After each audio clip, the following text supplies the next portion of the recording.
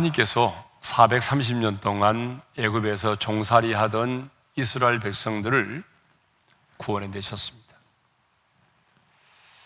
그리고 하나님은 가장 먼저 하나님 자신이 어떤 분이신지에 대하여 말씀을 하셨습니다. 5절 상반절의 말씀을 읽겠습니다. 다 같이요. 세계가 다 내게 속하였나니, 이 말씀은 이 세상의 주인이 하나님이시고 그리고 온 세상을 통치하시고 주관하시고 다스리시는 분이 하나님 자신이심을 말씀하신 것입니다. 내가 너희들을 애굽에서 이끌어냈지만 나는 이스라엘만의 하나님이 아니라 온 세상의 주인이시고 그리고 온 세상을 주관하시고 다스리시는 하나님이심을 분명히 하신 것입니다. 왜냐하면 하나님이 어떤 분인지를 알아야 이후에 그들이 언약을 지키며 하나님의 사람으로 살아갈 수 있기 때문이죠. 이어서 하나님은 구원받은 이스라엘 백성들에게 그들의 정체성이 무엇인지에 대하여 말씀하셨습니다. 구원받은 너희는 누구인지 말씀하셨어요. 자, 우리 5절 하반절의 말씀을 읽겠습니다. 너희는 모든 민족 중에서 내 소유가 되겠고, 하나님은 애굽에서 그들을 이끌어내셨고 인도하셨기 때문에 그들을 너희는 내 소유라고 말씀하셨습니다. 그런데 그들에게만이 아니라 하나님은 오늘 예수 믿고 구원받은 새 언약의 백성인 저와 여러분들을 향해서도 동일하게 말씀하십니다. 너는 내 것이라, 너는 내 소유라고 말씀하십니다. 하나님께서 나를 지으셨고 하나님이 예수의 피로 값주고 나를 사셨기 때문이죠. 자, 오늘 우리가 읽은 본문 6절을 보게 되면 하나님은 당신이 구원하여 낸 이스라엘 백성들을 향해서 제사장 나라라는 표현을 쓰고 있습니다. 자, 우리 6절 상반절의 말씀을 읽겠습니다. 다 같이요. 너희가 내게 대하여 제사장 나라가 되며, 그러니까 구원받은 이스라엘의 두 번째 정체성은 그들이 바로 제사장의 나라라고 하는 거죠. 왜 하나님이 이스라엘 백성들을 애굽에서 구원하여 내셨습니까? 바로 제사장 나라가 되게 하려고입니다. 여러분, 제사장은 뭐 하는 사람이죠? 하나님께 제사를 드리는 사람이죠. 그러므로 하나님께서 이스라엘 백성들을 구원하여 내시고 제사장 나라로 삼으셨다고 하는 것은 바로 하나님을 예배하는, 아니 하나님께 제사를 드리는 그런 하나님의 백성들로 삼으시기 위함이라는 거죠. 여러분, 구약에서의 제사가 신약에서는 뭐죠? 예배잖아요. 그러니까 하나님은 왜 이스라엘 백성들을 구원해 내셨느냐, 아니 왜 하나님은 우리를 구원하여 내셨느냐 하면 하나님을 예배하는 예배의 공동체를 세우기 위해서입니다.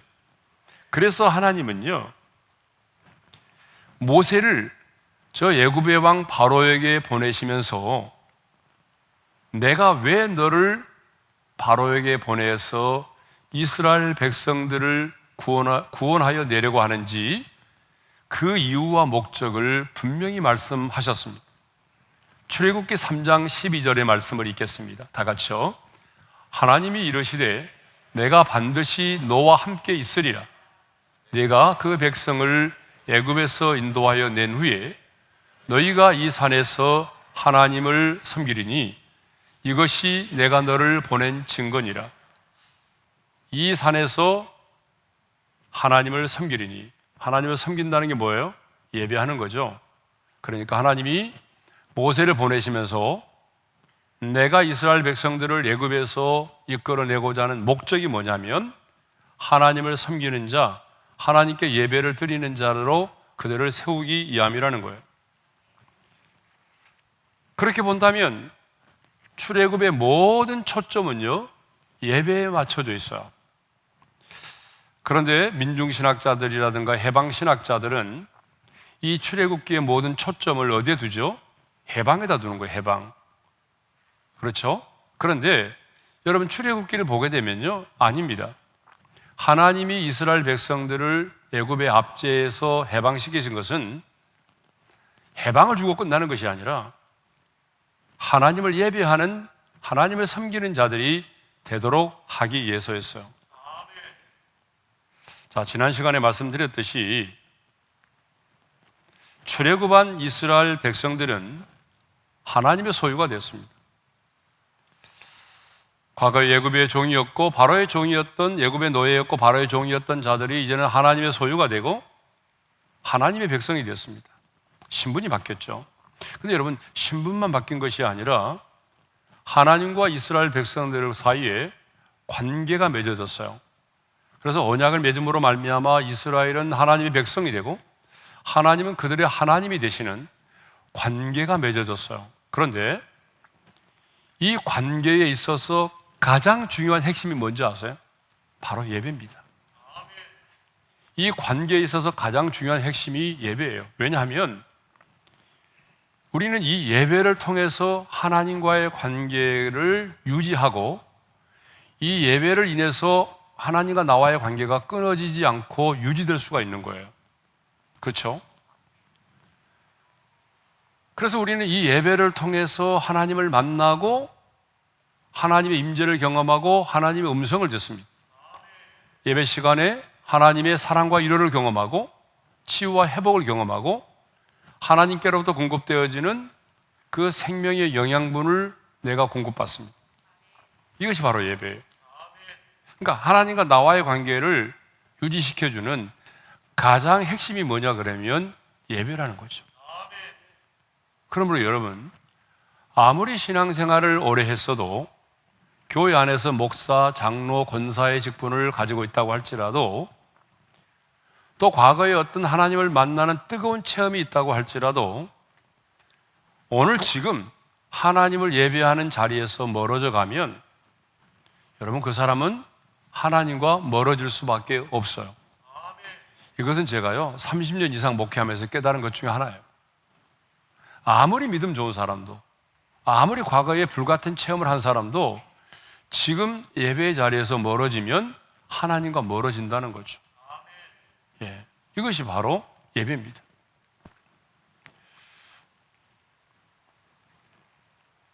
하나님께서 이스라엘 백성들을 애굽에서 구원하여 내신 궁극적인 목적이 뭐예요? 하나님을 예배하는 그 예배의 공동체를 세우기 위함이죠. 그래서 하나님은요, 이스라엘 백성들을 애굽에서 이끌어내신 다음에 시내산으로 인도하셨어요. 시내산에서 몇 달 동안 있었어요? 계산해 보니까 이스라엘 백성들이 출애굽에서 시내산에서 머무른 기간은 약 10개월 정도입니다. 10개월 정도 머물러 있는 동안에 하나님은요, 이스라엘 백성들을 예배의 공동체로 세우셨어요. 그래서 하나님이 시내산에 강림하셨고요, 모세를 불러오도록 해서 시내산 위에서 우리가 잘 아는 십계명을 주셨어요.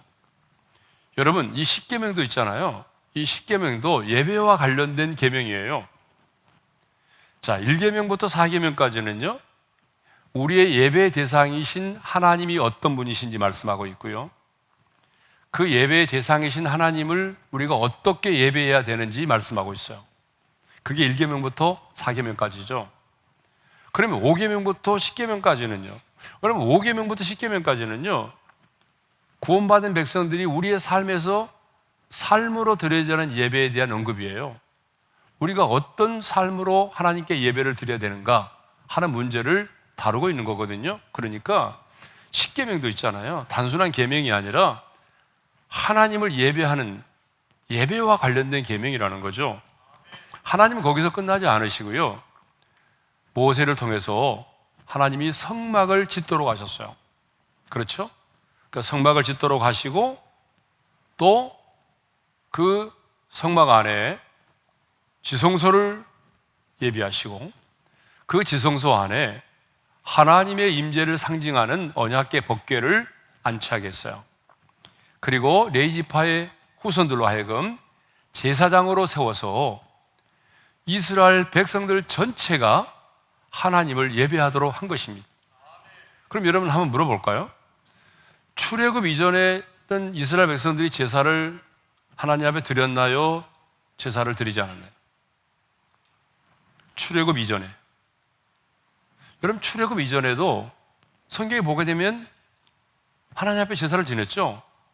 가인과 아벨도 하나님께 제사를 드렸잖아요. 그죠?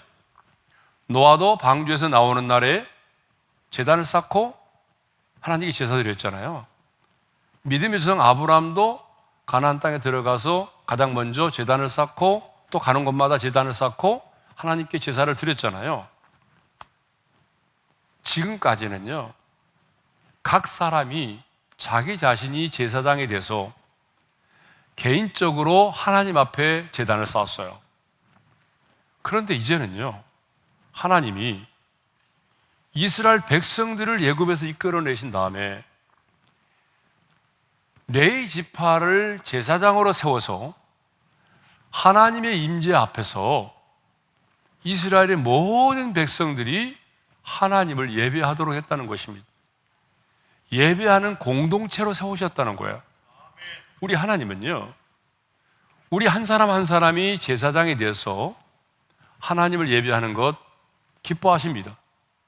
그런데 우리 하나님은 우리 한 사람 한 사람이 제사장이 되어서 개인적으로 하나님을 예배하는 것도 기뻐 받으시지만 더 하나님이 귀하게 여기시는 것은 공동체가 하나님의 백성인 구원받은 백성들이 함께 한 자리에 모여서 예배의 공동체를 이루어서 하나님을 예배하는 것, 하나님이 더 기뻐하신다는 거죠. 하나님은 예배의 공동체를 세우셨어요.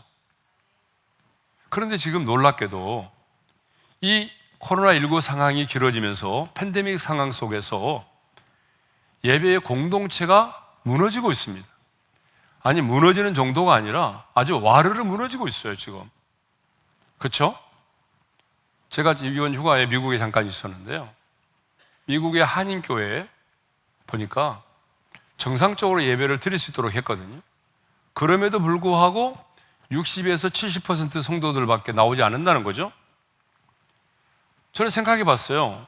코로나19 상황이라고 하는 정말 비상적인 상황이기도 하지만 이 팬데믹 상황이 끝이 났을 때에 과연 우리 한국교회는 어떤 모습일까?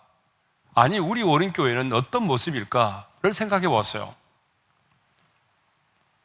여러분, 우리 오륜교회는요, 하나님을 예배하는 공동체입니다. 그래서 저는 주님 오시는 그날까지 모이기를 피하는 자들의 어떤 습관과 같이 하지 않고 우리 오륜의 성도들이 이전처럼 그렇게 예배를 사모하고 한 자리에 모여서 함께 하나님을 예배하는 거룩한 예배의 공동체로 세워지기를 간절히 소망합니다. 그런데 하나님을 예배하는 것을 싫어하는 자가 있어요. 이 땅 가운데 예배의 공동체가 세워지는 것을 방해하는 자가 있어요.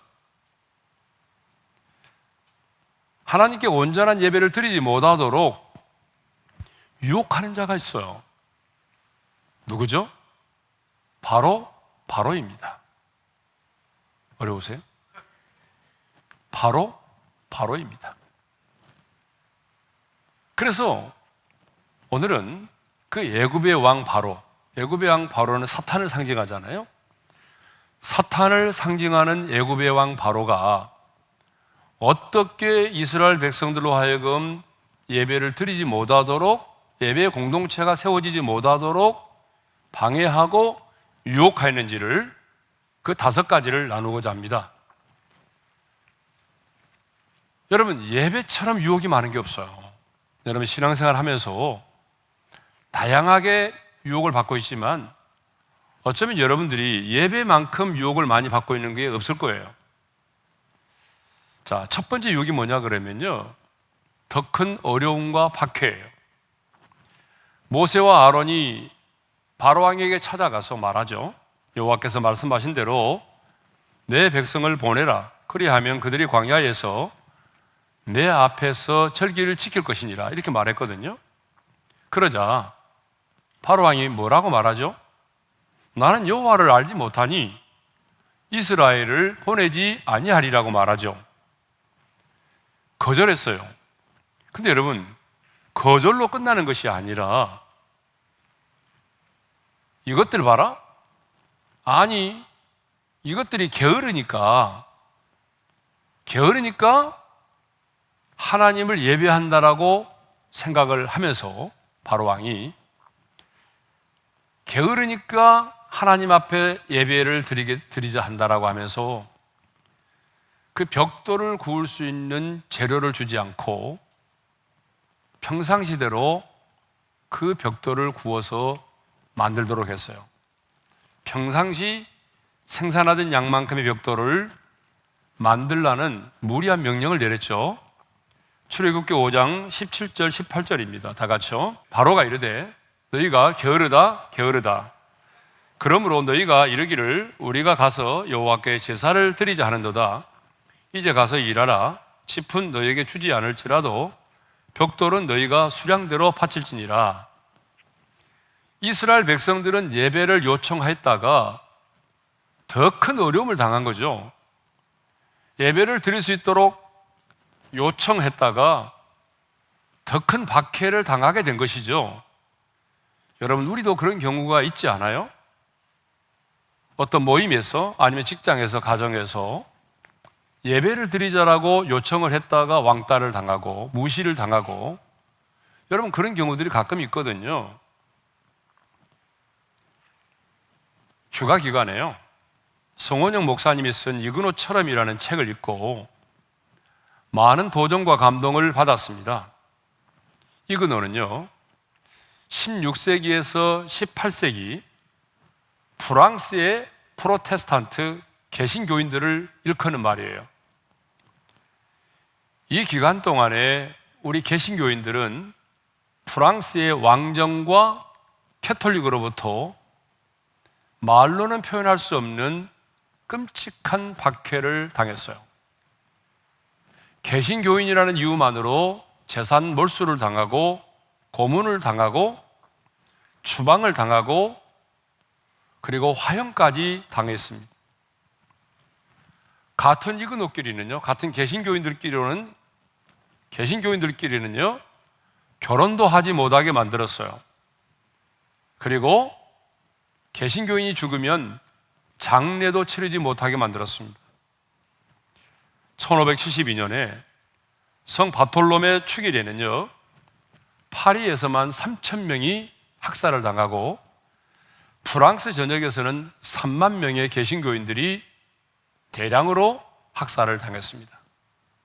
그러니까 여러분, 그 시대에 캐톨릭 신자로 살지 않고 프로테스탄트, 개신교인으로 산다는 것은 한마디로 말하면 희생을 각오하고 생명까지 던질 수 있는 각오가 되어 있어야만이 개신교인으로 살아갈 수가 있었던 거죠. 하지만 그들은 이런 엄청난 박해 속에서도 예배를 포기하지 않았습니다. 예배를 멀리하지 않았습니다. 예배에 목숨을 걸었습니다. 그래서 산꼭대기에 파수꾼을 세우고 산 골짜기와 동굴 속에서 예배를 드렸습니다. 예배를 드리기 위해서 광야로 나아갔고, 광야에서 예배를 드리기 위해서 분해와 결합이 가능한 이런 이동식 강대상과 성찬 용기를 마련할 정도로 그들은 예배에 목숨을 걸었던 것이죠. 여러분, 예배에 대한 바로의 첫 번째 유혹이 뭔지 아세요? 예배를 드리면 더 큰 어려움을 당하게 되고 더 큰 박해를 당하게 된다는 것입니다. 이것이 첫 번째 유혹이었어요. 두 번째 유혹이 뭐예요? 이 땅에서 제사를 드리라고 하는 거죠. 자, 출애굽기 8장 25절의 말씀을 우리 함께 읽겠습니다. 다 같이요. 바로가 모세와 아론을 불러 이르되 너희는 가서 이 땅에서 너희 하나님께 제사를 드리라. 바로는요, 아주 교묘하게 이 땅에서 제사를 드리라고 말하죠. 이 땅이 어떤 땅입니까? 가나안 땅입니까? 아니죠. 애굽의 바로 왕 자신의 통치권이 미치는 땅이에요. 자신이 지배하고 다스리는 땅이에요. 그러면 예배는 드리되 애굽에서 드리라고 하는 이 의미는 뭐죠? 쉽게 설명하자면 이런 얘기죠. 하나님도 예배하고 세상도 예배하라는 거예요. 하나님을 섬기고 그리고 세상도 함께 섬기라는 거예요. 하나님을 믿고 신앙생활하는 것은 좋지만은 이 세상에 살아가면서 이 세상의 사람들과 동일하게 살아가라는 거예요. 자, 이렇게 말하면 이해가 안 되니까 조금 더 제가 구체적으로 예를 들어 보겠습니다. 일주일이 7일이잖아요. 그죠?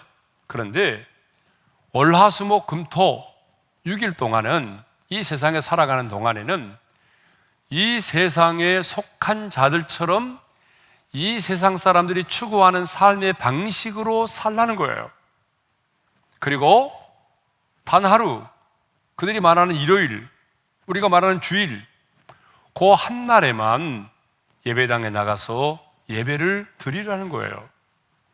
여러분, 이렇게 신앙생활 하는 분들 진짜 많잖아요. 그죠? 일주일 내내 세상 사람들의 가치관을 가지고 세상 사람들이 살아가는 방식대로 살고, 그리고 주일날에 한번 나와서 예배를 드려주는 것만으로 그것이 신앙생활의 전부라고 생각하는 사람들 무지하게 많습니다. 조금 더 구체적으로 예를 들어보자면 이런 거예요. 내가 예수 믿고 신분이 바뀌고 하나님의 자녀가 되었지만 이 세상을 살아가면서 어떻게 하라는 거예요? 이 세상의 사람들처럼 손 없는 날에 이사도 하고, 자녀들 이름을 지을 때는 장명소 가서 이름 짓고, 인생이 풀리지 않으면 무당 데려다가 부닥거리도 하고, 제사도 좀 지내고, 인생의 앞날이 궁금하거든 무속인들 찾아가서 인생의 앞날을 좀 물어보라는 거죠. 이렇게 살라는 거예요. 예? 그런데 여러분, 구원이라고 하는 게 뭐죠? 구원은요, 건져내서 옮겨지는 걸 말해요. 여러분, 제 얘기가 아니죠. 골로새서 1장 13절의 말씀을 읽겠습니다. 다 같이요. 그가 우리를 흑암의 권세에서 건져내사 그의 사랑의 아들의 나라로 옮기셨으니. 여러분, 구원이 뭐예요? 구원은요, 애굽의 땅에서 가나안 땅으로 옮겨진 것입니다. 흑암의 권세에서 건져내요 그의 사랑의 아들의 나라로 옮겨진 겁니다. 이게 바로 구원이에요. 그래서 예수님도 요한복음 5장 24절에서 영생을 이렇게 설명하셨어요. 다 같이 읽겠습니다. 시작. 내가 진실로 진실로 너에게 이르노니 내 말을 듣고 또 나 보내신 이를 믿는 자는 영생을 얻었고 심판에 이르지 아니하나니 사망에서 생명으로 옮겨느니라. 여러분, 구원이 뭐예요? 어둠에서 빛 가운데로, 그렇죠? 지옥에서 천국으로, 사망에서 생명으로 옮겨진 게 구원입니다. 그런데 마귀는 지금 모세에게 뭘 요구하는 거죠? 이 세상에서 자신이 지배하고 다스리는 이 세상에서 하나님을 예배하라는 거잖아요. 물론 제가 늘 여러분들에게 말씀드렸던 것처럼 우리의 신앙생활의 무대는 세상입니다. 교회가 아닙니다. 하나님이 우리를 세상 가운데 보내셨어요. 그러니까 우리가 머물러 있고 우리가 살아야 될 것은 세상입니다, 여러분. 세상을 떠나면 안 돼요. 그렇죠? 그렇지만 우리가 이 세상 속으로 들어가서 이 세상의 사람들과 더불어 살아가지만 우리는 이 세상에 속한 자가 아닙니다. 우리의 영적인 포지션은 이미 이 세상을 떠난 자들입니다. 그러므로 우리가 이 세상 속에 살아가지만 우리는 이 세상의 사람들처럼 살아서는 안 된다는 거죠. 이 땅에 속한 자처럼 그들의 삶의 방식을 따라 살면 안 된다는 거죠. 이 세상 속에서 세상에 속한 자처럼 사는 것이 아니라 하나님께 속한 자처럼 살아서 그래서 세상을 이기며 구별된 자로 살아가야 된다는 거죠.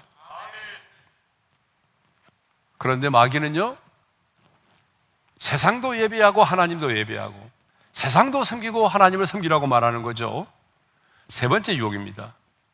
세 번째 유혹이 뭐냐 그러면 너무 멀리 가지는 말라는 거죠.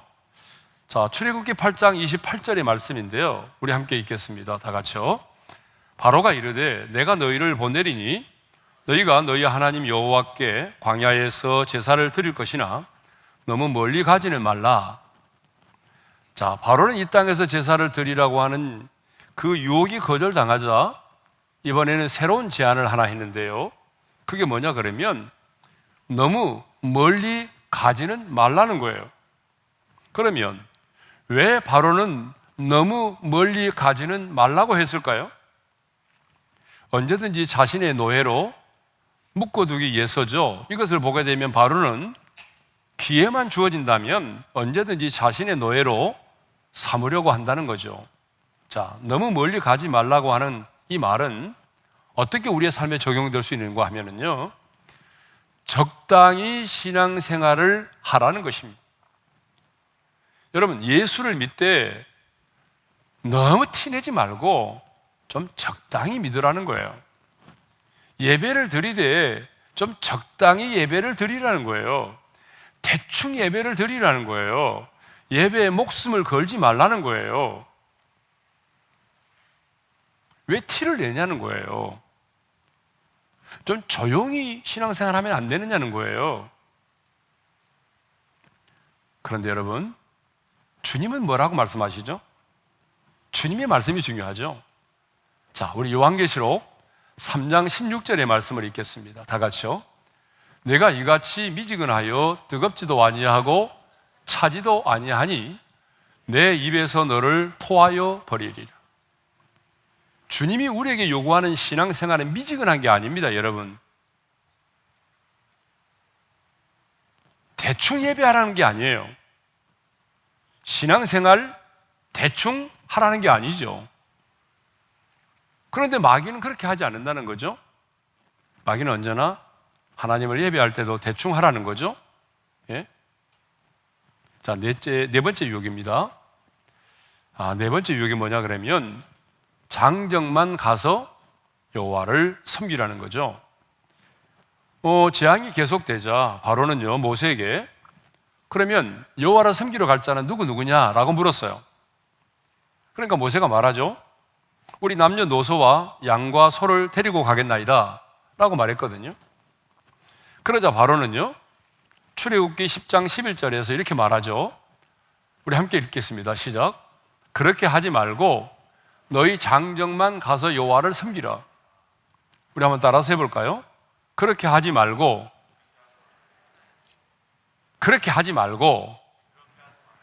너희 장정만 가서 여호와를 섬기라. 여러분, 무슨 말입니까? 너희 어른들만 가서 예배를 드리라는 거죠. 그리고 너희 자녀는 어떻게 하라는 거죠? 너희 자녀는 여기다 놔두라는 거예요. 이 말은 다른 말로 말하면 너희 자녀는 하나님을 섬기는 자가 되게 해서는 안 된다는 거예요. 여러분, 저는 이 말씀을 보면서요, 하나님만 다음 세대에 관심을 갖고 있는 게 아니고 이놈의 마귀도 다음 세대에 엄청난 관심을 갖고 있구나 하는 걸 깨닫게 됐어요. 여러분, 마귀는요, 우리의 다음 세대에 진짜 관심을 많이 갖고 있어요. 그래서 말하잖아요. 어른들만 가서 예배 드리고 너희 자녀는 놔두라는 거예요. 너희 자녀는 하나님을 섬기는 자가 되게 해서는 안 된다는 거잖아요.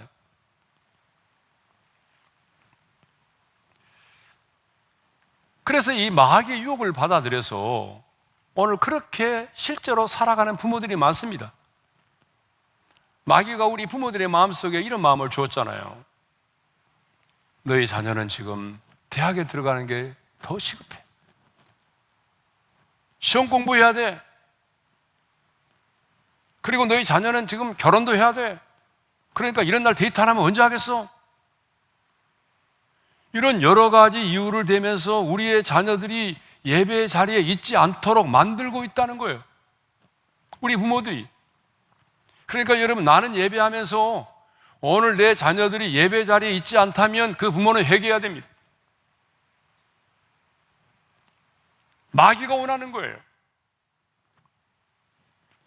하나님은 우리의 다음 세대가 부모와 함께 하나님을 예배하는 세대가 되기를 원하십니다. 그런데 사탄은요, 우리의 다음 세대가 하나님을 예배하지 않는 예배의 사각지대에 머무르게 만들어서 여러분의 가문에서 영적인 계승이 이어지지 못하도록 만드는 것입니다.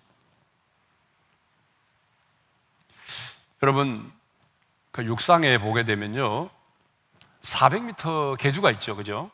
계주. 이 계주는 한 사람이 100m씩을 이제 달리는 거잖아요, 네 사람이. 그런데 제일 중요한 게 뭐죠? 바톤 터치예요. 이 바톤이 터치가 되지 않으면요, 바톤을 떨어뜨리면요, 모든 게 끝나는 거예요. 그런데 여러분, 우리의 자녀들이 하나님을 예배하지 않는다면 분명히 우리의 자녀들은 하나님을 떠나게 될 것이에요.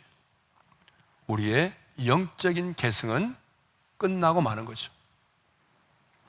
다섯 번째 유혹입니다. 다섯 번째 유혹은요, 몸만 가서 예배를 드리라는 거예요. 자, 출애굽기 10장 24절의 말씀을 우리 함께 읽겠습니다. 다 같이요. 바로가 모세를 불러서 이르되 너희는 가서 여호와를 섬기되 너희의 양과 소는 머물러 두고 너희 어린 것들은 너희와 함께 갈지니라. 자, 애굽의 왕 바로는 여호와를 섬기러 나가는 자들에게 뭐라고 말하죠? 너희의 양과 소는 머물러 두고, 어린아이들을 데리고 가는 것까지는 허락하겠지만 마지막은 뭐예요?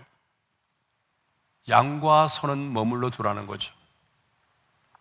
재물은 남겨두고 몸만 가서 여호와를 섬기라는 거죠. 그런데 여러분, 하나님께 제사를 드리려면 뭐가 필요하죠? 재물이 필요하죠. 양과 소와 같은 재물이 필요하단 말이죠. 재물이 없는 예배는요, 구약시대에 연락되지 않습니다. 그러니까 양과 소는 놔두고 몸만 가서 예배를 드리라고 하는 이 바로의 유혹은요, 제사는 드리되 재물이 없는 제사를 드리라는 거예요. 신학적인 표현으로 말하면 예배는 드리되 빈손으로 가서 몸만 예배를 드리라는 거예요. 바로 왕이 요구한 것을 보게 되면 그 의도를 알 수가 있어요. 바로 왕이요, 다른 종류의 짐승도 있었겠지만 꼭 집어서 뭐만 얘기했어요? 양과 소만 얘기했어요. 여러분, 왜 바로는 다른 짐승들은 놔두고 양과 소만 놔두고 가라고 그랬을까요? 그 양과 소는요, 하나님께 제사를 드릴 때에 사용되는 그런 제물이거든요. 이것을 보게 되면 바울이 지금 양과 소는 놔두고 가서 몸만 가서 제사를 지내라 하는 이유가 뭐예요? 결국은 제물이 없는 제사를 드리라는 거죠. 몸만 가서 빈손으로 예배를 드리라는 거죠. 오늘도 사탄은 예배는 드리되 가서 몸으로만 빈손으로 예배를 드리라고 그렇게 유혹을 합니다.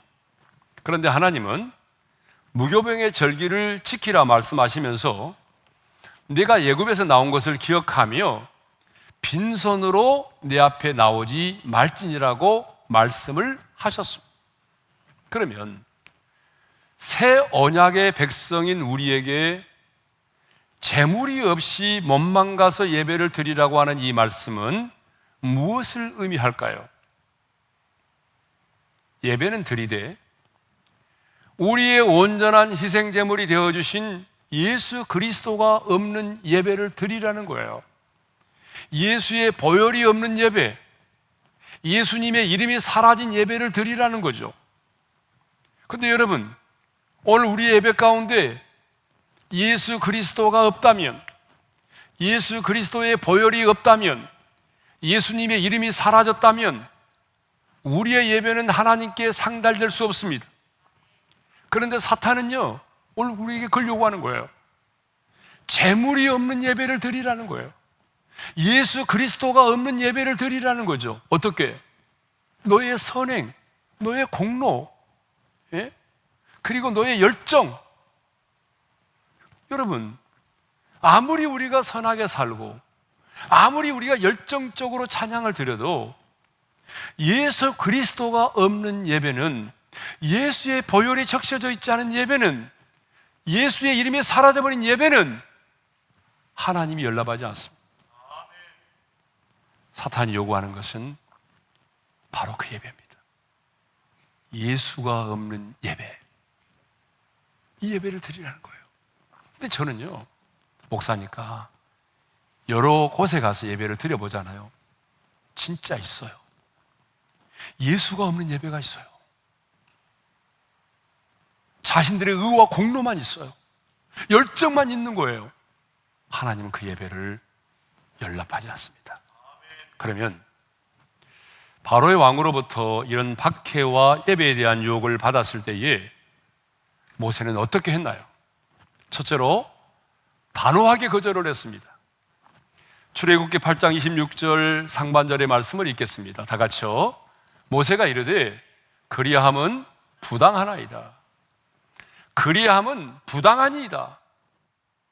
여러분, 모세는 적당히 바로와 타협하지 않았어요.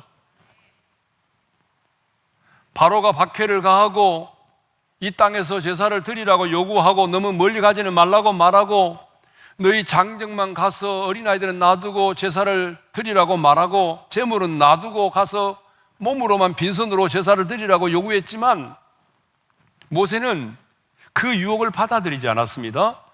단호하게 거절했습니다. 가끔 이런 얘기를 들어요. 예수 믿는 사람들은 융통성이 없어, 유연성이 없어, 고지식이 이런 말을 듣거든요. 근데 저는 이런 말 들으면 굉장히 기분이 나쁠 때가 있어요. 왜냐 그러면 예수 믿는 사람은 원래 그런 사람 아니거든요. 여러분, 이 세상을 살아가면서 진리가 아닌 이상은 굉장히 좀 융통성이 있고 유연성이 있는 게 그리스도인입니다. 그러나 유연성을 가지고 살아가지만 진리의 본질은 타협하면 안 됩니다. 여러분, 다니엘의 세 친구들을 보십시오. 바벨론의 왕이 세운 금신상에게 절하지 않음으로 인해서 뜨거운 풀무불에 던짐을 받게 되었잖아요. 그런데 왕이 이들을 너무 사랑했기 때문에 왕이 또다시 이들에게 또 한 번의 기회를 주면서 주었잖아요. 여러분, 그게 쉬운 일입니까, 왕이? 그런데 왕이 다시 한번 그들에게 기회를 주었지만 다니엘의 세 친구들은 이렇게 말하죠. 다 같이 읽겠습니다. 그렇게 하지 아니하실지라도 왕이요, 우리가 왕의 신들을 섬기지도 아니하고 왕이 세우신 금신상에게 절하지도 아니할 줄을 아옵소서. 그들은 타협하지 않았어요. 여지를 남기지 않았다는 거예요. 여러분, 언제나 문제가 되는 게 뭐예요? 여지를 남기면 문제가 된다는 거죠. 여지를 남기면 사탄이 틈을 타게 돼 있어요. 두 번째로, 모세는 어떻게 예배에 대한 바로의 유혹을 물리쳤습니까? 말씀으로 물리쳤습니다. 출애굽기 8장 27절 하반절의 말씀을 함께 읽겠습니다. 다 같이요. 우리 하나님 여호와께 제사를 드리되 우리에게 명령하시는 대로 하려 하나이다. 한번 따라서 하겠습니다. 우리에게 명령하시는 대로. 그러니까 모세는요, 자신의 어떤 감정, 자신의 어떤 주장, 자신의 어떤 경험, 이걸 가지고 물리치는 것이 아니라 하나님께서 우리에게 명령하신 그 하나님의 말씀대로 물리쳤다는 거예요. 여러분, 예수님도 사탄의 유혹을 말씀으로 물리치지 않았습니까?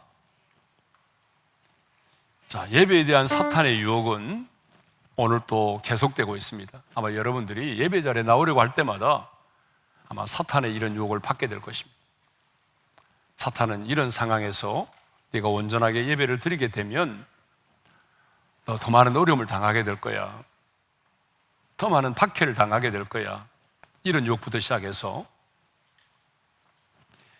예수를 믿되 세상의 가치관을 가지고 적당히 타협하면서 살아야 돼. 그렇게 티내지 말고 예배 드려. 다음 세대는 놔두고 어른들만 가서 예배를 드리라. 재물은 없이 빈손으로 가서 예배를 드려라. 이런 사탄의 유혹이 우리 앞에도 있거든요. 그렇다면 여러분은 이 예배에 대한 유혹을 어떻게 이겨내고 계십니까? 만일 여러분들이 이 5가지 유혹 중에 하나라도 받아들이고 타협한다면 분명히 여러분은 하나님과 멀어지게 될 것입니다. 그리고 여러분의 자녀들이 하나님을 예배하는 자리에 있지 않고 예배의 사각지대에 머물러 있게 된다면 여러분의 가문에서 영적 계승은 이루어지지 않을 것입니다. 그러므로 모세처럼 예배에 대한 유혹을 단호히 거절할 수 있기를 바랍니다. 아니, 말씀대로 순종함으로 이 예배에 대한 유혹을 이겨낼 수 있기를 주님의 이름으로 축원합니다. 자, 오늘 주신 말씀을 우리 마음에 새기면서 주를 위한 이곳에 함께 찬양하도록 하겠습니다. 주를 위한 이곳에 예배하는 자들 중에 그가 찾느리로서 주님께서 슬퍼하시네. 주님이 찾으시는 그 한 사람, 주님이 찾으시는 그 한 사람, 그의 배자. 내가 그 사람 되기 간절히 주께 예배하네.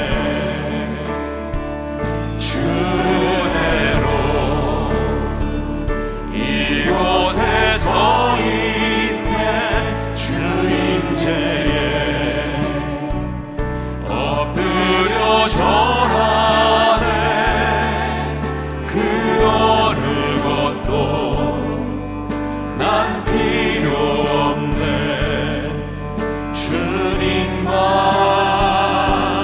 경배해. 주대로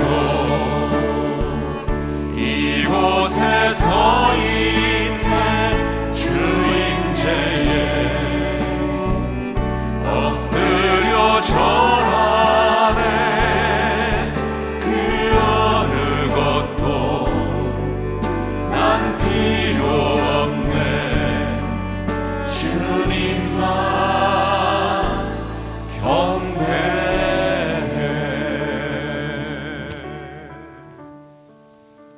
자, 우리 한번 눈을 감고 주신 말씀 마음에 새기면서 기도하겠습니다.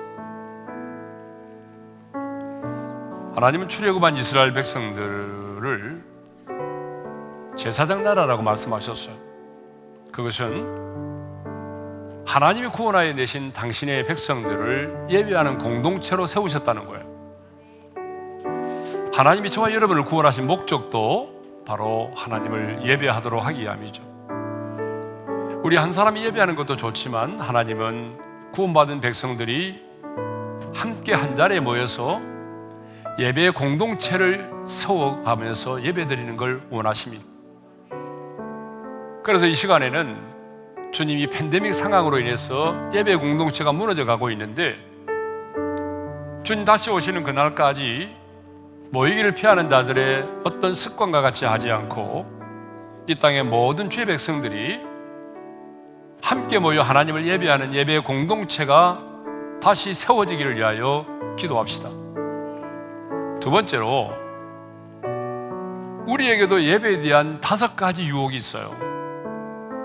예배를 드리려고 할 때마다 우리는 이런 유혹을 받죠. 그런데 여러분, 이 유혹을 받아들이면 안 된다는 거죠. 이 유혹을 받아들이면 하나님과 내가 멀어질 수밖에 없어요. 여러분, 이 유혹 없어요? 너 지금 이 상황에서 예배 드리면 너 힘들어져. 너 어려움 당한다고. 그런 유혹, 이 세상에서만 하나님을 예배하라고 하는 것, 세상도 예배하고 하나님도 섬기라고 하는 것, 신앙생활 대충 하라고 하는 것, 예배도 대충 드리라는 것, 자식은 놔두고 장정만 가서 어른들끼리만 예배하라는 것, 재물은 없고 빈손으로 가서 예배하라는 것. 여러분, 이런 유혹을 단호히 거부하고 말씀으로 물리칠 수 있기를 위해서 기도합시다. 그래서 우리 한 사람 한 사람이 하나님이 찾으시는 진정한 예배자로 세워지기를 위해서 기도하겠습니다. 오늘 주신 말씀을 붙들고 우리 주여 한번 부르고 함께 기도하겠습니다. 주여!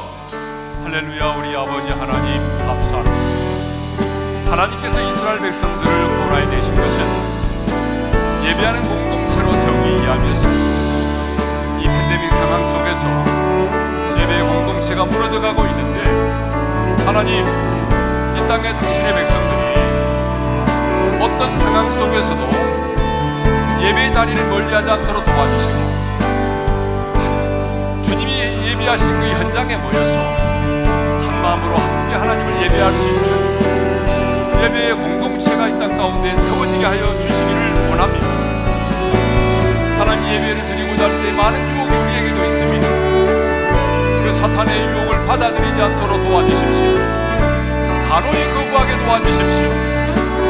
그래서 하나님, 우리는 어떤 상황 속에서도 하나님을 예배하는 하나님이 찾으실 진정한 예배자로 우리가 서기를 원합니다.